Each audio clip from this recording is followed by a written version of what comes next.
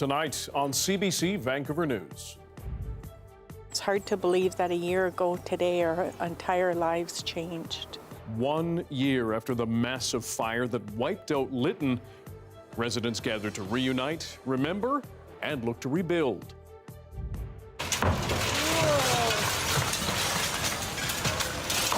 I was really scared for my ex-coworkers. Could always find something that wasn't too expensive. A 3-alarm blaze levels a longtime value village in East Vancouver. I just sometimes wish there was a bridge. And from ferries to flights, getting around this long weekend could be a slow go. This is CBC Vancouver News.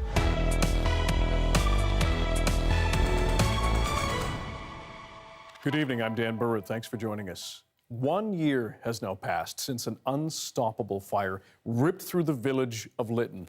It left a scarred and uninhabitable landscape. It's also left frustration for those waiting and wanting to rebuild. The CBC's Brady Strachan is there for us in Lytton. Brady, how much has changed? Well, Dan, I'm here right downtown where the fire was that tore through the downtown of Lytton. As you can see behind me, some of the buildings here are just the burnt out shells of the buildings that once stood here. And that hasn't changed at all since the day after the fire. There's twisted metal. You can see this chimney pointing up into the air from this structure here. So on a lot of these sites, not a lot has changed. There has been some remediation work to take away some of the scrap metal, but as you say, it's really, there's been no construction since the fire. Now that fire ripped through town 1 year ago, destroying hundreds of homes in the area. 2 people died in the blaze. It's been a very traumatic year for the residents of Lytton. Many of them are still displaced, living in motels in other communities far away. Today, residents are holding an event to commemorate or to recognize the 1 year anniversary. I spoke with Edith Loring Kunaga. She's one of the event organizers. She says it's important for the community to come together today. So even though the town has burned, we're all displaced all over the place. And so some of us haven't seen each other before the fire. So today, you know, is a chance for us to come together and it is a difficult day. You know, it's hard to believe that a year ago today our entire lives changed. And part of that event is a time capsule where residents and children will be putting messages of gratitude into the capsule before they bury it. Brady, as we said, a year later, very little has been rebuilt in Lytton. Why not? Well, Dan, you can imagine a town of this size, a village actually, almost 90% of it burned down, including the town hall, all of the town records. And Lytton is built on an ancient First Nations village. So there's a very complex archaeological process that has to happen on every site before any development permits can be issued. So it's a frustration for residents who would like to see things happening sooner. They want to see a sign of progress. And a lot of their complaints land on the mayor, Jan Polderman. It's a matter of patience. I think there's a lot of expectations that people have when they're not here to think that, you know, it's easy to just sort of get things done until you actually go to try and do them. And so I guess a lot of times you're the sounding board for their, complaints.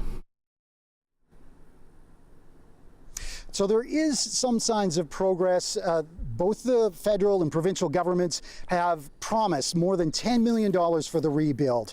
And a company has just announced that they're going to start the rebuild of the first 2 homes. They will be fire smart homes, energy efficient. And I think once those structures, the construction begins on those structures, it will be a big relief for everybody in Lytton. Dan?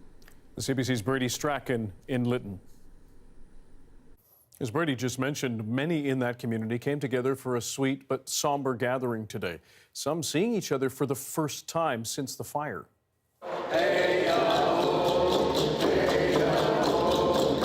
A drumming and singing ceremony was followed by a giant roast pig luncheon.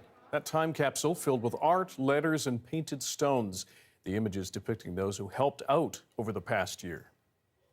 The support has been amazing from July the 1st right up till today, of how many people have poured their true hearts out for everyone in Lytton. It's expected rebuilding will begin in late September. And we're going to have much more on the unthinkable disaster people in Lytton endured 1 year ago today, coming up later in the show. If you were hoping to get Vancouver Island or come to the mainland this Canada Day long weekend, be prepared for even longer waits. BC Ferries has now canceled several sailings because of mechanical problems. Yes, well, unfortunately, we have had to temporarily remove one vessel from the Horseshoe Bay Departure Bay run. That is the Queen of Alberni. So we are having to cancel some service. We do still have two other vessels operating on that route, but we do see heavy traffic there today. If you are traveling without a booking between Horseshoe Bay and Departure Bay, you can expect multiple sailing waits.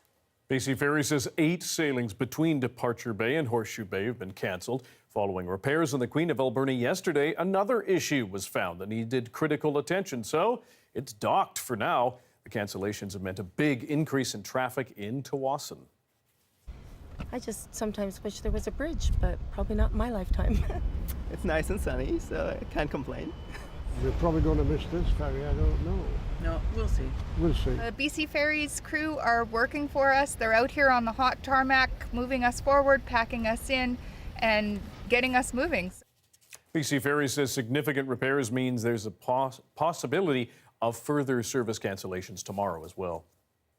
So if you were thinking to fly somewhere this summer, be prepared to wait longer as well. WestJet has now joined Air Canada in cutting flights over the next few months, operating 25% fewer than 3 years ago. And as Philip O'Weira explains, airport delays are being blamed. It's one of the busiest travel days of the summer, and passengers arriving into YVR all have a similar story to tell. We came from Amsterdam about 36 hours ago now. Yeah, it was supposed to not take that long. It was rough because, my first flight in Jamaica was delayed an hour, and then the flight from Toronto to Vancouver was delayed. The frustrations at YVR are set to continue after WestJet announced that it will fly fewer planes this summer. The airline says it will operate about 530 flights a day instead of the 700 it operated 2 years ago. Most of the cuts are to and from Toronto. The decision follows Air Canada's announcement that it will reduce its schedule for about 154 flights between July and August. Officials at YVR say they are doing their best to make sure that journeys are as seamless as possible. It's so important for travelers to be as prepared as possible, checking with their airline before they get to the airport or onto that next flight. We do know that cancellations and delays are happening. The entire travel industry has been struggling to ramp back up to meet surging demand in the wake of the removal of COVID-19 restrictions. Most domestic flights to Canada's busiest airports were delayed or cancelled over the past week. And with Canada's 2 biggest airlines cutting back on flights, travelers may be better off searching for transportation on the ground. Philip O'Weira, CBC News, Vancouver. Police in Saanich have a sprawling crime scene to comb through after Tuesday's fatal shootout between officers and bank robbers. Among the many questions, who were the suspects shot and killed by police in a hail of gunfire? For more on that, we're joined by Susanna Da Silva, live in Saanich. Susie, what's the latest there?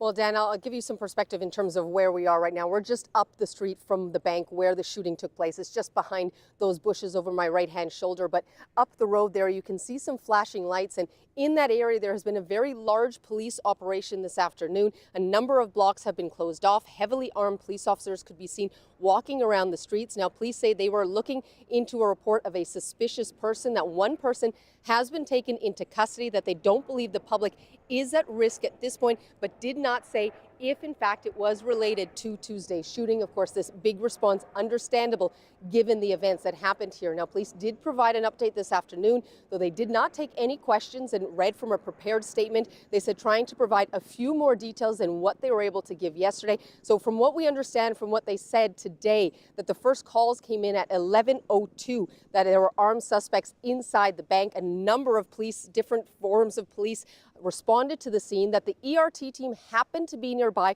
on a completely different investigation. They also responded in that white van that can be seen right in front of the bank, that blood could be seen inside, a number of bullet holes inside that windshield. They responded a gunfight, that the suspects had numerous weapons, so they wouldn't say exactly how many or what kinds of weapons. They did also say that there were multiple improvised explosive devices inside the suspect vehicle. Those have since been destroyed, but they are releasing a description of the vehicle and information that they're looking for. A lot of laundry is there, and I have a very big delivery and the service to my client, but everything is holding down. So yeah, I do hope as soon as I can enter and I can open my business, but security is a very important matter, so I want to cooperate. Edward Park runs the laundromat across the street.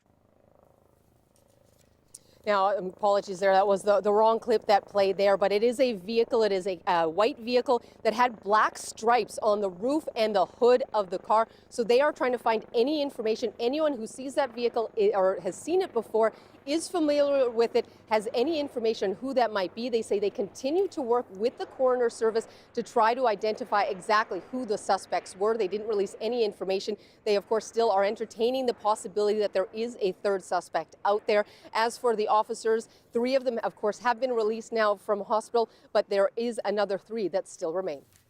All right. Susanna De Silva live from Saanich. Thank you, Susie. To another fiery scene, this time in East Vancouver. Last night, a mammoth 3-alarm blaze leveled the Value Village on East Hastings near Victoria. Dozens of firefighters were needed to knock it down, and while neighbors were forced out of their homes, Janella Hamilton has more. A broken bicycle and a child's toy lay among the rubble, all that is left of the Value Village that stood here for decades. Whoa.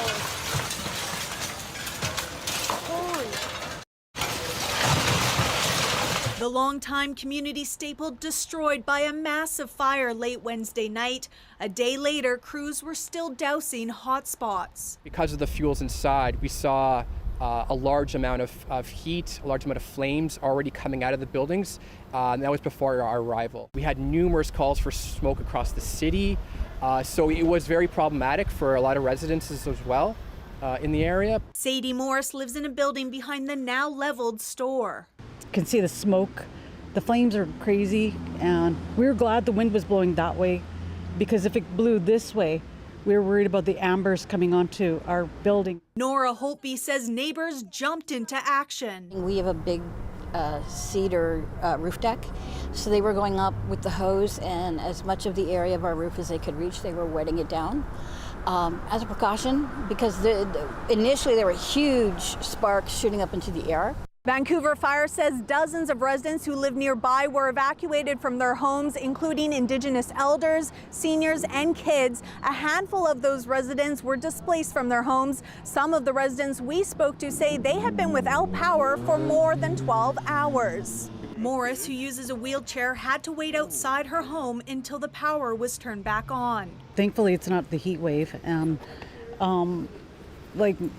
especially with the elders. Her daughter Destiny worked at Value Village up until a month ago. I looked at the time and I was really scared for my ex-coworkers because I knew that people stayed behind for an hour afterwards to clean up. Fire crews say no injuries or missing people were reported. It's not clear what sparked the blaze. 75 employees are affected.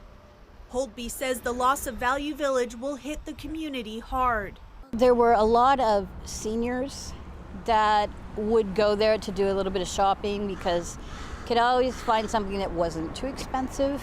Value Village would not confirm whether the store will be rebuilt, but in a statement to CBC News, it says employees are being offered work at other locations. Holtby says she is grateful for the quick response from fire crews. I think people are going to be a bit on edge for a while, because fire's scary. Janella Hamilton, CBC News, Vancouver.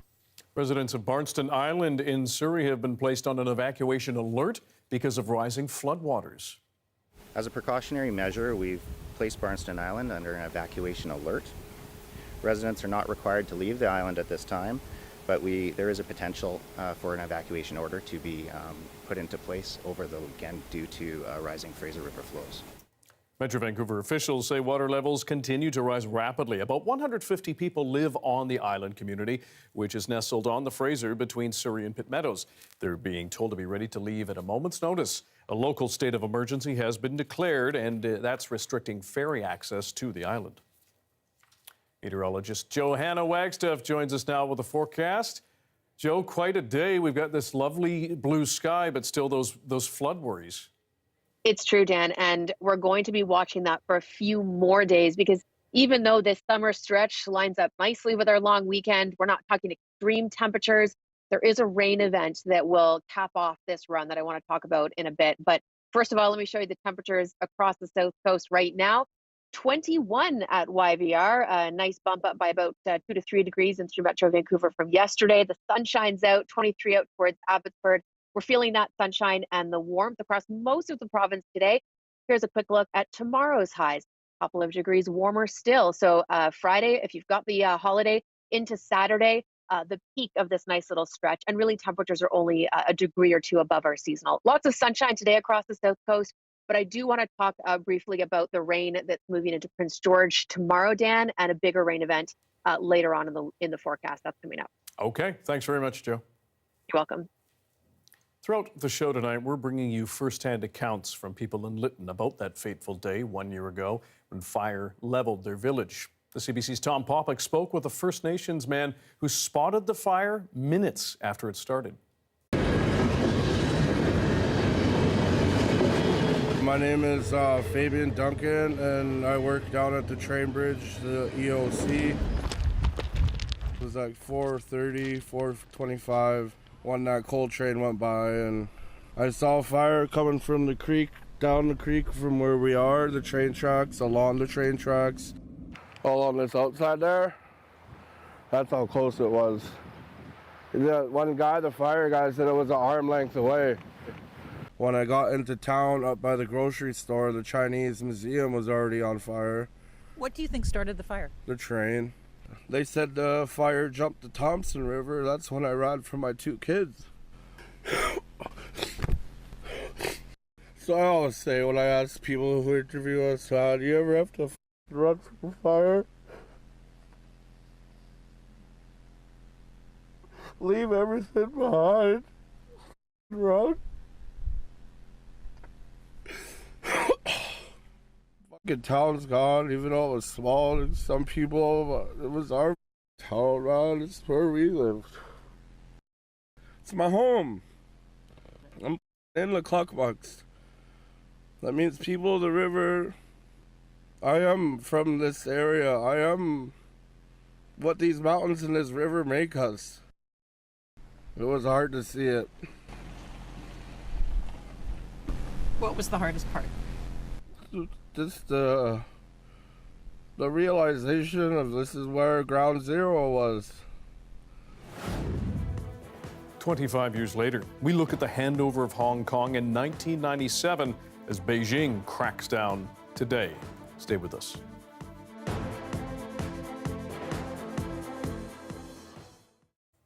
Thank you for watching our commercial-free live stream tonight. Good to have you here. News that the much-criticized ArriveCan app is likely here to stay has some travelers and others crying foul. Tourism and hospitality businesses are especially concerned that continued use of the app could hurt border cities. Dale Molnar has more. The Windsor-Detroit Tunnel duty-free shop should be bustling with activity right now, but today, empty. The manager says border measures like the ArriveCan app have cost them 40 to 60% of their business. Duty-free shops want the app axed at land borders.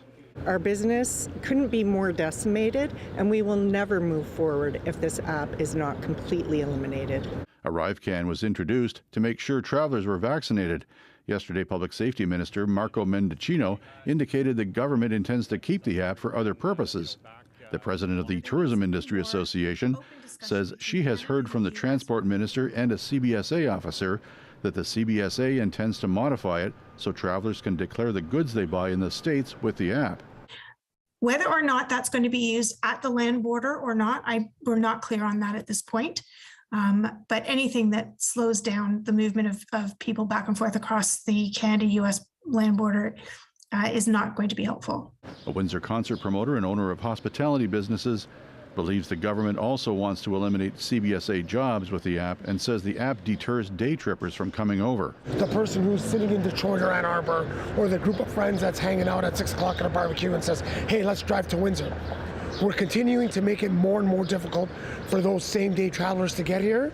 Even though Mendocino says he is listening to Border Mayor's concerns, Sarnia Mayor Mike Bradley feels their concerns are falling on deaf ears.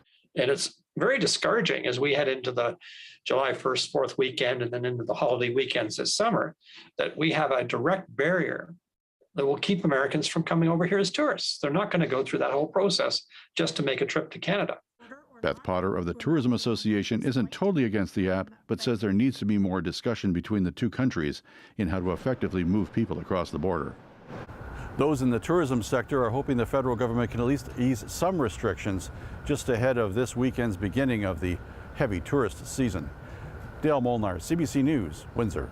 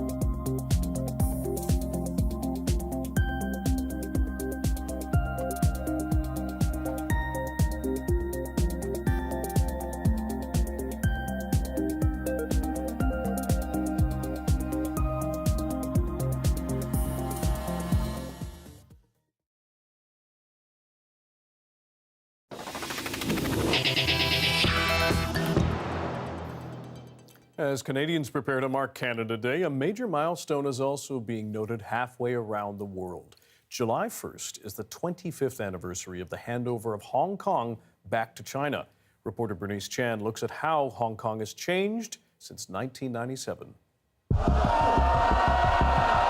We are just like living in a white terror that no one will know what's going to happen tomorrow in Hong Kong. Over 100,000 people have left Hong Kong in the past 2 years. Many fear a 50-year promise to preserve Hong Kong's semi-autonomy from China is being cut in half as the Chinese Communist Party's reach over Hong Kong increases by the day. We have done a lot, but no change has ever happened. Instead, things have been getting worse. The government just didn't hear us, or like even though they hear us, they just ignore us. Now Hong Kong residents are either fleeing for their safety or looking for the promise of a better future elsewhere. Why is this happening? To understand that, we have to rewind the clock and take a closer look at how the small territory of Hong Kong that grew into an international financial hub is now being dragged further and further into the control of the Chinese mainland. The story starts in the mid-1800s. Hong Kong was a small island on the eastern Pearl River Delta off the south coast of China. In Britain's victory in 2 Opium Wars, China ceded control of Hong Kong, establishing it as a British colony for a period of 99 years.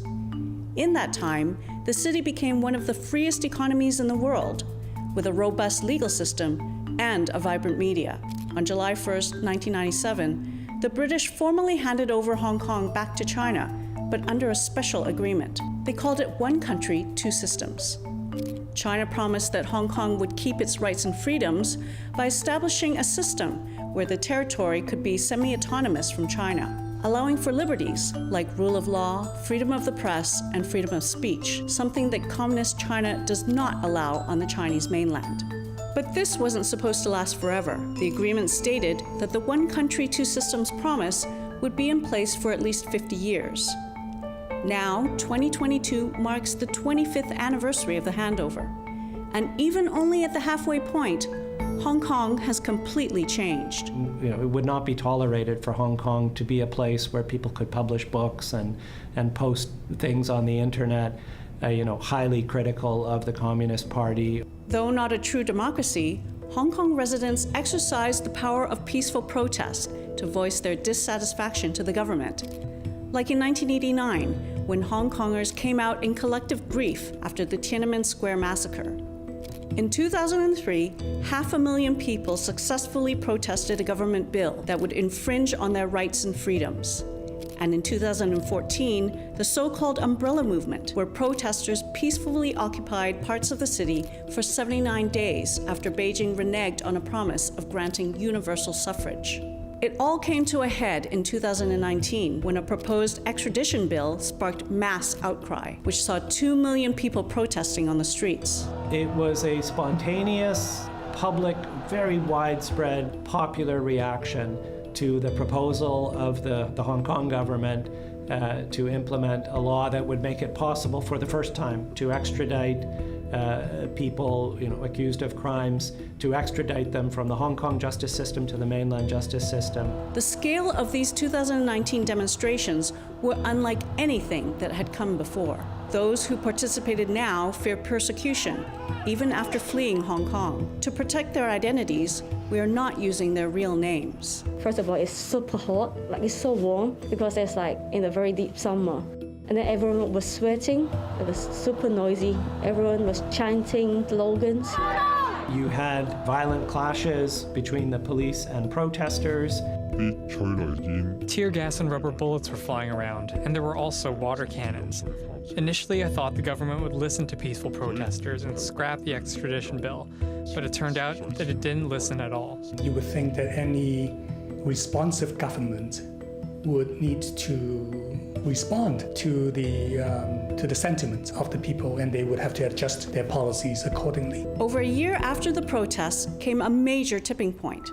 The promulgation of the national security law in the summer of 2020 was in many ways a game changer. Any case under the national security law could be transferred to mainland jurisdiction, meaning the person charged or the people charged could be then transferred to the mainland, tried in the mainland justice system under mainland law. Under the law, anyone anywhere in the world can be charged with endangering China's national security if they are deemed to have colluded with foreign forces, committed secession, sedition, or terrorism against the Chinese government. It became effective within minutes of having been promulgated. The next day, already 10 people were arrested under the national security law. That was really unprecedented. Things in Hong Kong changed overnight. It has become much more difficult for people in Hong Kong to gather together to protest. And we know that now many of the news outlets have either voluntarily shut themselves down or they have been forced to shut down. It's had a huge impact. You saw people withdrawing from politics, including some longtime democracy activists, and many of them are now in prison. I left Hong Kong a few days before the implementation of the national security law. We knew that it would criminalize free speech and target democratic campaigners like me. It's just like falling off from a cliff that reminds everyone how fragile freedoms are and how important for us to safeguard them. The deterioration of democratic rights and freedoms have led to a growing number of people packing up their lives and leaving Hong Kong. Many have gone to the UK or to Australia and Canada. So far, nearly 6,000 people have arrived in Canada from Hong Kong since 2019, a significant rise compared to previous years. If you asked me why they decided to come here, I would say it's to provide a better education for the next generation. Kids in school, the teaching is becoming very different. They're no longer teaching in Cantonese. For kids, whatever language my friends speak, I'll speak. But for parents, there's another meaning behind it, and that really worries them. I think we all want to stay in a Hong Kong which it has its own freedom, autonomy, and democracy. But the reality is, if we wanted to speak what we're thinking, if we wanted to give our next generation a better education, then many of them think that it is the only way to leave Hong Kong to achieve those aims. And for those who have made new lives abroad, it is hard for them to watch the situation in Hong Kong worsen by the day. You need to accept that you have to start everything from scratch. Your work, your life plans, your friends. It is very heartbreaking. Every time I read the news of Hong Kong is what's happening now. I feel hopeless and guilty, and I feel like I have abandoned my comrades in Hong Kong. I feel that I should speak out more often here because I have the freedom here to express my opinions. And with career policeman John Lee coming in as the next chief executive of Hong Kong, there are fears the city will be further repressed under authoritarian rule. What made Hong Kong special was that it was a place where different voices could be heard. It is very difficult for me to be optimistic. But maybe in the long run, when a pendulum swings to a certain extreme, there might be a chance for it to swing back to the middle. Bernice Chan, CBC News, Vancouver. We're going to return to Lytton now as we mark 1 year since fire destroyed that BC village. Lytton resident and Ponoka Bar chief Patrick Mitchell tells us about rebuilding the community to be more resilient and more fireproof. I lost my home on June 30th. I know what response mode feels like. Hi, my name is Chief Patrick Mitchell of the Ponoka Bar Indian Band. This is a resiliency center. This is where you get to in a crisis. They can use it for computers. This is a food bank that we've set up here. So people who, food is not a donation center, it's a food bank. We want people who are traveling, who are residents, who are visitors to our region to know that there's a safe place for them. Ask my wife, ask my mother-in-law, ask my children, ask my grandchildren. You don't want what we're experiencing right now. Our community weathered the storm. We were able to shelter in place and then are able to bounce back very quickly. That's resiliency. So if you don't invest in your tomorrow today, you're going to be dealing with response mode, flight, fight, panic, fear. We're building an entire subdivision to be ready by October of 2022. And what we wanted Lytton to have is an alternative or an option to traditional builds. If you're going to put a mobile home in, you're going to be at risk of a fire. If you're going to put in a modular, you're going to be at risk of a fire. But these buildings that we're building here, the demonstration homes, the options that we're bringing in are affordable. And we'll prove that hopefully by the time Lytton starts its rebuild. So why wouldn't you stay in a place knowing that you're going to be protected from climate change's extreme weather events? After 2 years and a global pandemic, the country's capital is once again set to hold public Canada Day celebrations.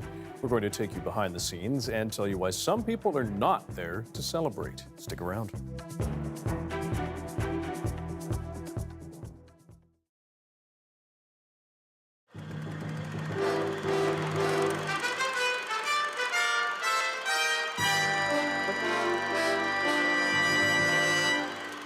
People were watching in Canada too, some whose past links them to the old British colony, others whose future lies with the new Hong Kong. Terry Malevsky now with the view from here. For years, they've been coming to Canada to get away from communism in China or the threat of it in Hong Kong.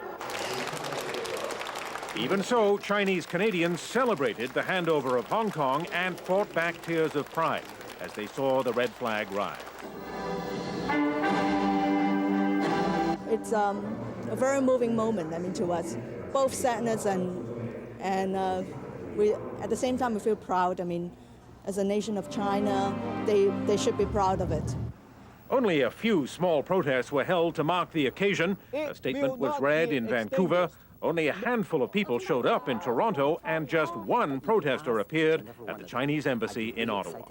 The image of China as an ogre to be feared seems to have faded. Many of the Chinese immigrants who flocked to Canada over the past 15 years came because they feared that free enterprise would be stifled in Hong Kong. Today, many of them believe their enterprise will be a lot freer in Hong Kong than it is in Canada. That's why people like Charles Keung, a millionaire toy manufacturer, have voted with their feet and returned to Hong Kong. Keung fled China as a boy, went to Hong Kong and finally to Canada. But after 9 years here, he says he'll reclaim Chinese citizenship because high taxes and bureaucracy have made Canada bad for business. Too much paperwork. In Hong Kong, Keung will pay just 15% in income tax, and he says he'll get much richer much quicker. He believes the China he ran away from is no more. I think China is a lot change compared to 30 years ago. Keung's departure is not unusual. He's part of a growing trend. We're talking about in the thousands. We're not talking about 100 people or 200 people. We're talking about thousands. Mason Lowe is a well-known lawyer who says Canadian taxes and unemployment are driving investors and young people alike back to Hong Kong. So maybe they're taking Jean Chrétien, our Prime Minister's advice. If they can't find job in one province, they move to another. If they can't find job in one country, they ought to move to another country. Still, the vast majority of immigrants are staying. Car dealer David Ho says Canada's social safety net is worth paying all those taxes. That justifies a lot for people to stay here. This is home. I like it here. There's no plan to move back. Terry Huey's here for the long haul. He's changing the Vancouver skyline with a massive building project. But Charles Keung sees better prospects in China, and time will tell how many follow in his footsteps. Tori Malewski, CBC News, Vancouver.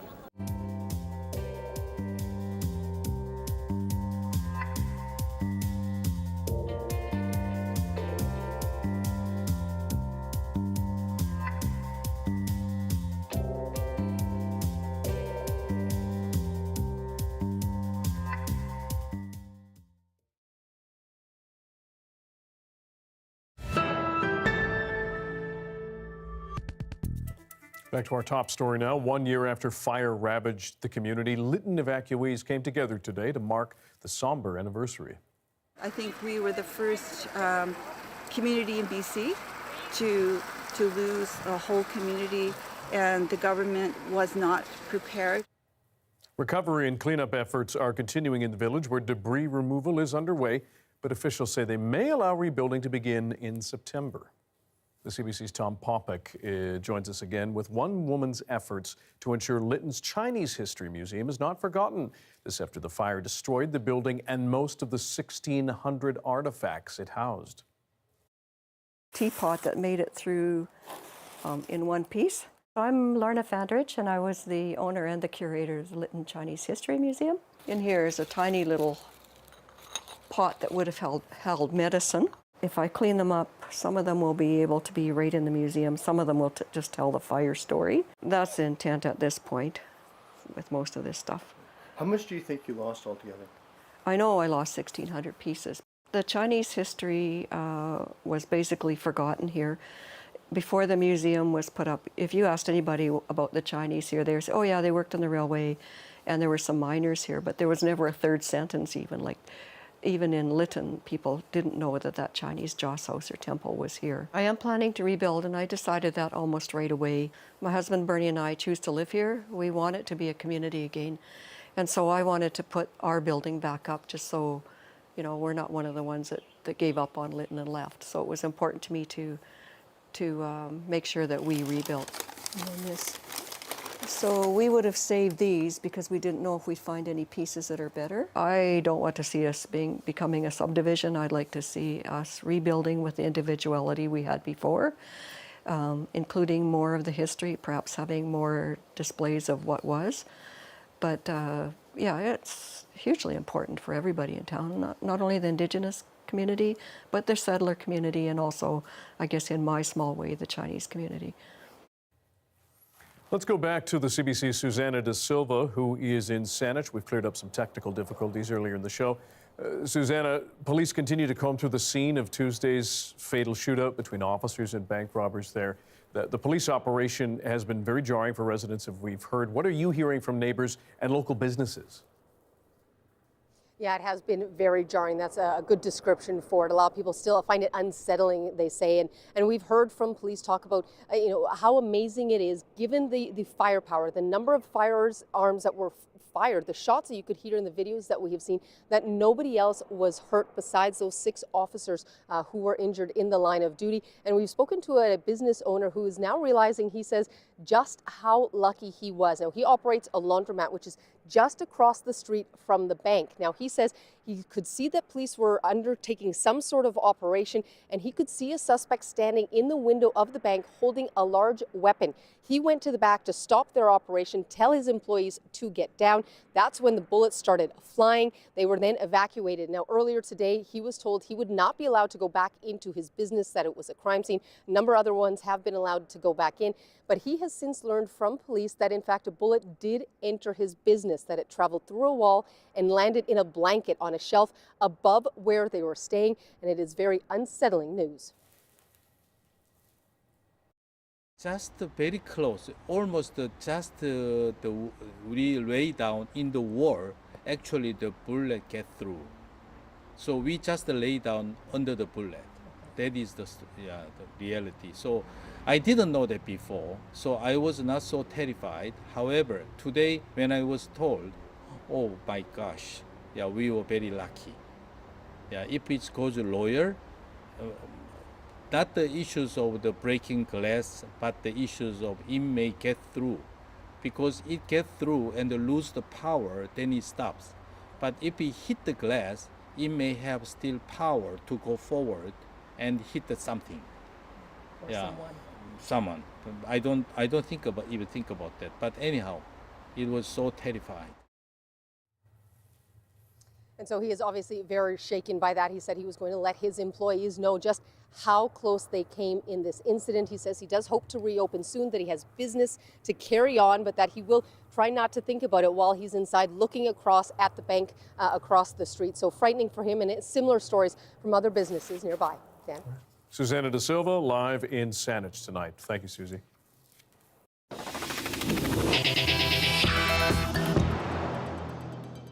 Ottawa is gearing up for the kind of Canada Day it hasn't been able to have in years. But while there will still be a pandemic present, protesters. Hannah Thibodeau shows us how the city is preparing for both. No virtual celebration. This year, it's the real deal. Live rehearsals for an in-person Canada Day. I guess we haven't really had much of Canada Day for the last couple of years. We've just sort of hunkered down and stayed inside.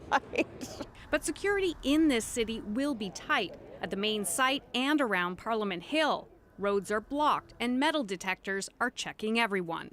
We have plans in place, we have resources. You will see a much larger police presence than you would normally see on Canada Day to make sure that everyone can come down and celebrate. There have already been some arrests. The city is bracing for more protests by Freedom Convoy supporters. This past winter, they occupied the downtown core for more than 3 weeks. James up! James up! Protesters have already arrived. Army reservist James Topp walked from Vancouver to show his opposition to vaccine mandates. I'm speaking on behalf of all of the federal government employees and corporate sector as well, who had to comply with these measures or lose their jobs. Topp was joined by Conservative leadership candidate Pierre Poilievre and PPC leader Maxime Bernier, along with others who took part in or supported the convoy protests. No, we ain't gonna take it. Basically, that I had enough with what this government's doing. Other protesters are at Parliament Hill. This is spreading. The message of freedom is spreading. But for some of those in town to celebrate, freedom has a different meaning. Being happy is freedom. Like wherever happiness, people are happy, and happiness is a thing in the society, that country is free. Ilya Han's family recently fled Iran. Let me tell them something. Go visit Iran for a week. You're gonna change your mind. And these are the types of protests that are giving some people in the capital flashbacks when all they want to do is get together and celebrate for the first time in years. Hannah Thibodeau, CBC News, Ottawa. At 6:40, almost 3, a live look at Harbour Centre. We are barreling into the Canada Day long weekend, and Johanna will tell you what's in store weather-wise across BC. That's next.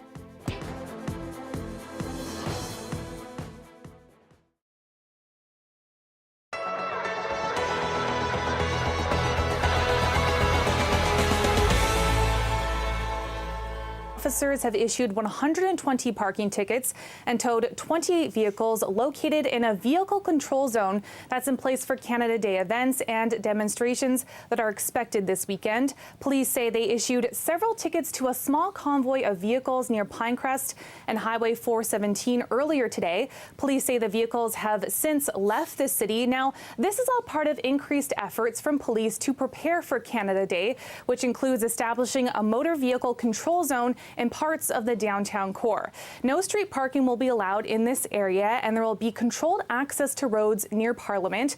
That already started today and will be in place until Monday, July 4th. Vehicles involved in any event, including rallies, protests, or demonstrations, are not allowed in the zone. However, the roads are not closed. Residential and business through traffic is allowed, but some roads will be closed on July 1st, and underground parking at City Hall will be closed from 5 p.m. on Thursday until 6 a.m. on Monday, July 4th. And a number of fine amounts have been increased to $1,000, including unusual noise, shouting, interfering with a highway, and idling. Police and Byla have already a large presence downtown, ticketing and towing cars in the area.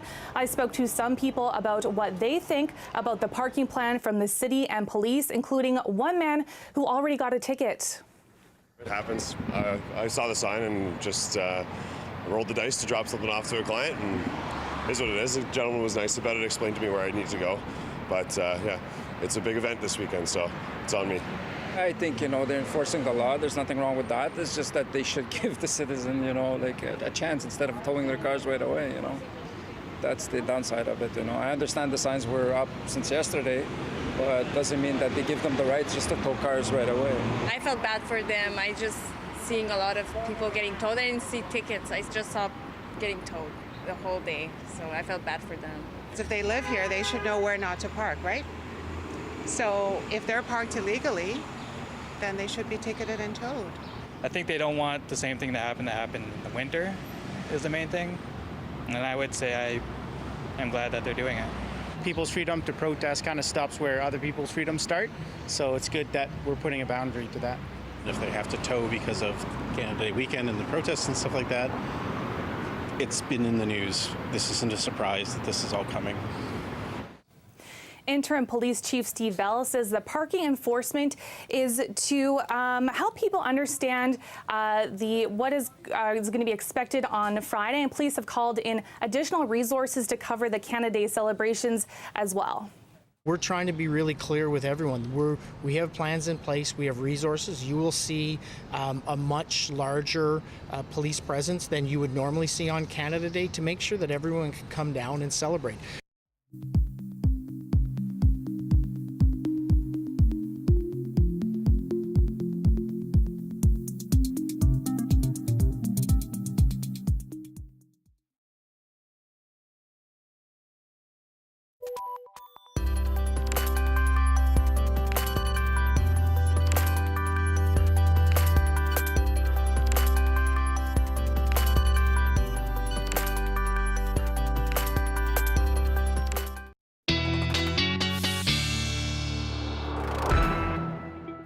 Communities in east central Saskatchewan are cleaning up after 3 tornadoes touched down yesterday afternoon. Highway 16 near Foam Lake, about 200 kilometers northeast of Regina, was closed because of toppled grain bins, as you can see. Power lines were also brought down, and CP Rail had to temporarily stop service, says the Federal Weather Agency. The other tornadoes hit about 150 kilometers west of Foam Lake. Environment Canada is also looking into 2 other touchdowns. When you see it like that, Joe, goodness me, no wonder people are wary of them. Nothing like that for us. That is the reaction. Yeah. Exactly. And nothing like that in our forecast, but that was certainly the afternoon and evening. And Dan, I actually want to take you to drone footage of that one tornado near Foam Lake between Saskatoon and Regina. This is one of the best captured tornadoes I have ever seen. And luckily, as you mentioned, no one was injured, but just look at that incredible shot barreling towards the community. Again, really just taking down a barn. It has been a quiet season, so this outbreak almost doubling the number of tornadoes we've seen so far. As you mentioned, 3 confirmed at the EF0 range. That's the lower end. We're still talking wind speeds around 150 kilometers per hour. Nothing like that in our neck of the woods, but we do have the risk for some thunderstorms. And I want to take you back to that rain moving into the Prince George Williams Lake region for tomorrow afternoon. And then that band shifts a little farther south, but breaks up. So Kamloops, central coastal sections, southern Rockies, you're looking at some light showers for Saturday. Total precip, we'll have to keep our eye on what's happening around central BC over the next 24 hours, maybe 10, 20 millimeters. Water levels should hold for the most part, although we are still dealing with such swollen rivers as we've been mentioning through the show. And I am watching the system on Monday that is a bit of cause for concern. I'll get there in 1 second. 28 for Kelowna tomorrow. We're starting to see those temperatures rebound. And on Saturday and Sunday, the Okanagan will be hitting the low 30s. Again, nothing record breaking by any means, but once we start hitting those 30s, we are worried about more rapid snowmelt. And as I get us through a couple of lovely days here on the South Coast, 23 tomorrow for YVR, 24 for Saturday, more like 28, just a few blocks away from the water and with a humidex. So just be prepared if you are out all weekend. We haven't had too many of these events. And our body isn't accustomed to this kind of heat. But Dan, watching this system Sunday and a Monday, already Environment Canada putting out a heads up that this could be the kind of system we don't want. I'll keep you posted. Okay. Thanks very much, Joe. You're welcome. As we've been telling you, it has been 1 year to the day since fire swept through the village of Lytton, destroying homes, livelihoods, and displacing residents. Denise O'Connor is among those who lost everything that day. She's told the CBC's Tom Popick Ottawa's plans are hampering local efforts to rebuild. My name is Denise O'Connor. I have lived in Lytton pretty much all my life. How do you like my view?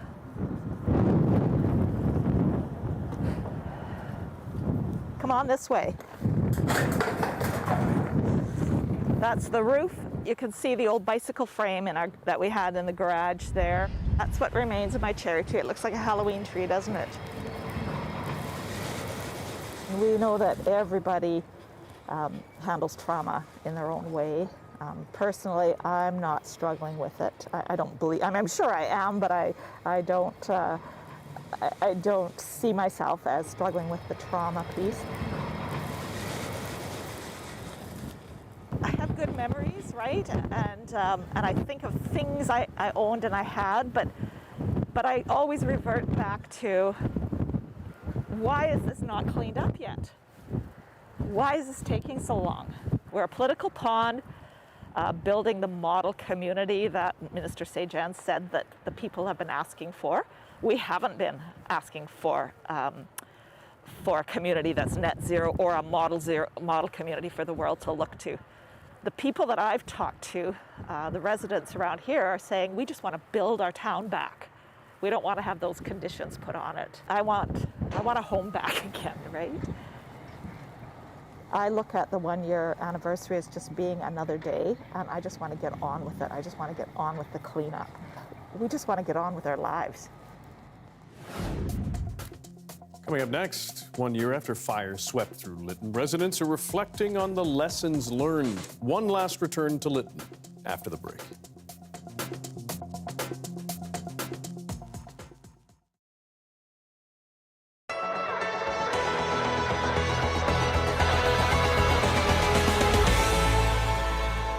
Just before I got married in 2008, I wanted to get married in church. And my husband-to-be was atheist, and he's like, nah, we'll just go see.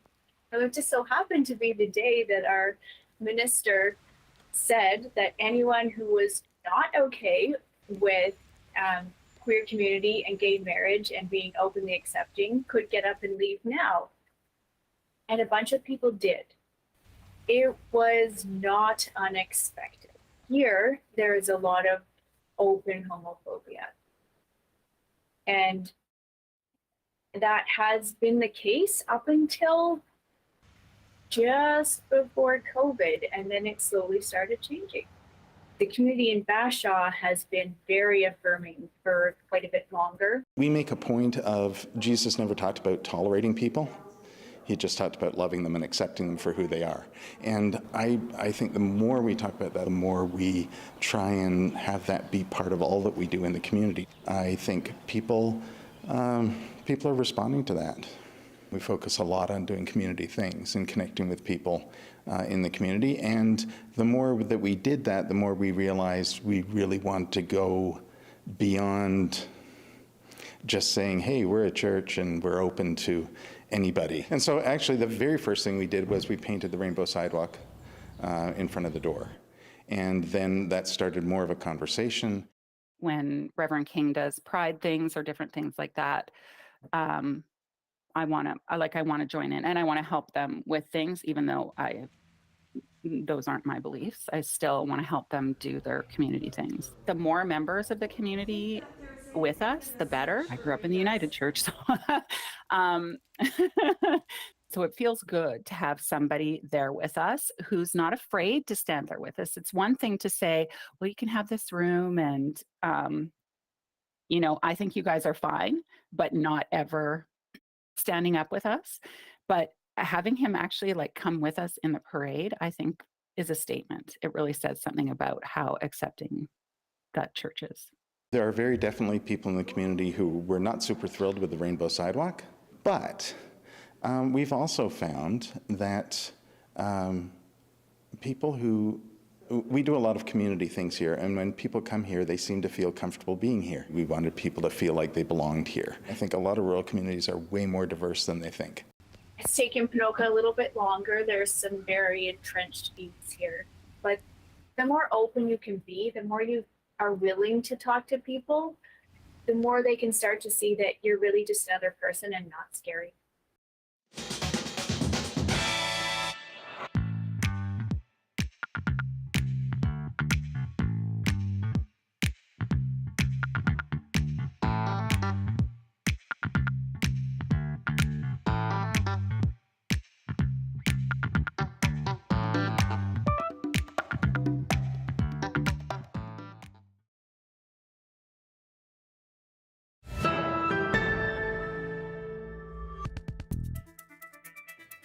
Before we leave you tonight, we want to take you back to Lytton, where 1 year ago today, a fire wiped out much of that village. In the days leading up to the fire, the community experienced soaring temperatures, eventually hitting a record 49.6 degrees Celsius.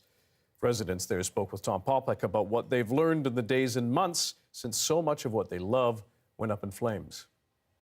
My message to everyone out there right now, based on this last year, is don't take for granted anything you have, because life can turn in a moment. It's hard to put into words for you. That's basically it. It's hard to put into any kind of words. Our life in Lytton is quite changed. We're still hoping for a word when we can rebuild. We want Canadians to be aware of their risk, their probability and consequence. Appreciate all those around you, everything you own, because you just never know what's around the corner. You just have to be in it to understand it. A lot of my peoples, a lot of my town peoples, they lost everything they worked hard for. For many people, life isn't that easy. They're unsure about what their future would be. And for the town of Lytton, we need to get the people back. But most importantly, everything you say or do today determines your tomorrow. So just do something. And finally, many in that community came together for a sweet and somber gathering today, some seeing each other together for the first time. Our cameras were rolling the entire time. Have a look.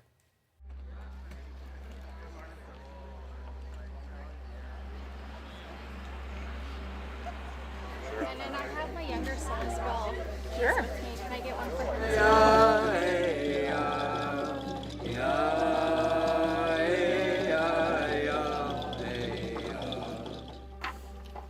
Children are always curious. 30 years down the road, they're going to be able to open it up and remember. Say, I remember this rock. I remember this. I remember doing this. You know, it's really an honor to be here. So I'm not an artist. However, this is my rendition of Planet Earth. And I drew this because in 30 years from now, when this is brought up, I'll be 86 years old. And I want to reflect on my child's future and how do we create this place to be a safe place for her to live and to thrive.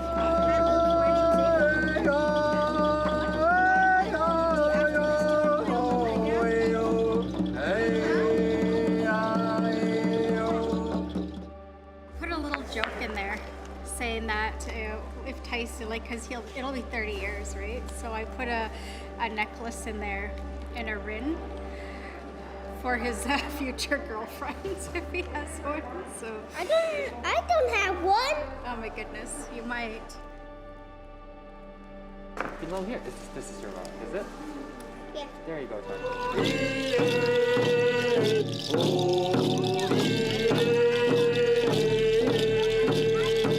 Emery, 30 years time, Emery, you'll be the one to open it up, okay?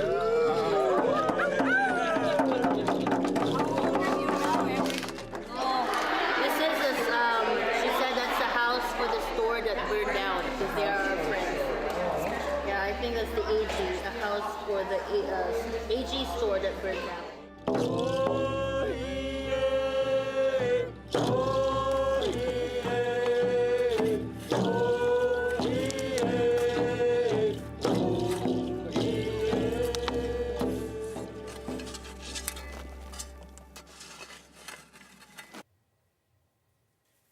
Thank you for being with us tonight on CBC Vancouver News at 6. You can watch this newscast on our app, CBC Gem, and online at cbc.ca/BC. Your next local news is at 11 o'clock with Isabelle Regem, right after the National. We are on tomorrow night at 6 o'clock for half an hour on Canada Day, and I will see you later in July.